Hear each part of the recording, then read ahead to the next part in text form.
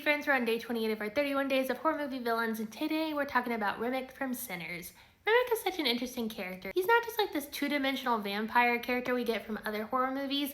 He has a backstory, he has different wants and needs, and it makes him a very compelling character. When we first meet Remick, he has just been chased down by this Native American group that knows who he is. He's approached this house of like this terrible couple and convinced them to let him inside of their home, and we learn very quickly that he is in fact a vampire. Later on, when they approach the juke joint, he hears Sammy's voice for the first time, and he is just completely transfixed by the beauty of Sammy's gift, and he really wants it for himself. We learn a little bit more about Remick's backstory. We learn that he is like a centuries-old vampire, and he's likely like over 1,000 years old. He is from Ireland, and he talks about his own people being oppressed. And so we think he's probably from the time of when the Irish Catholics were massacred, their land was stolen from all these Protestants that kind of came in and oppressed them. And we automatically feel bad for Remick. He clearly has been through something, and he kind of relates to a lot of the other characters in the film who are also being greatly oppressed. I mean, this movie is set in like the 1930s South, so the majority of our characters have dealt with a lot of oppression. There are aspects to Remick's plan that are somewhat enticing because he clearly desires community, and as he's turning people into vampires, they are coming together,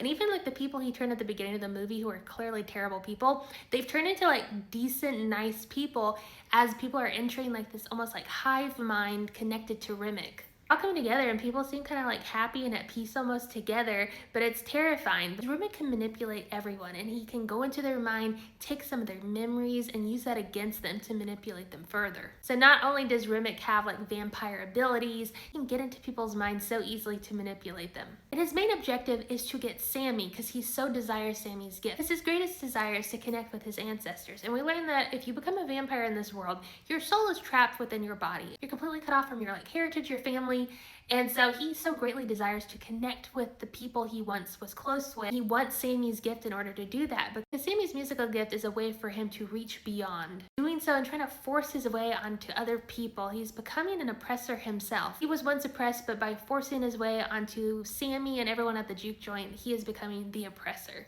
But then like you can also look at Sinners and realize that the true villains are the group of the crew that come later on in the morning. I feel bad for Remick because he's been through a lot. He's just searching for that belonging, and you see as he's turning people, it almost looks somewhat enticing, like to be a part of this community. He's doing so out of selfish motivation. He's literally unaliving people for his own benefit. So like he is not a good person, and his backstory does not justify what he's doing now. Remick and the rest of his followers burn up when the sun comes out. He's probably finally gotten what he's wanted. He's probably finally returning home to be with his ancestors. So Sammy has kind of given him that gift. This is such an amazing movie, and every single character was so good. What did y'all think of Sinners? Did you enjoy Remick?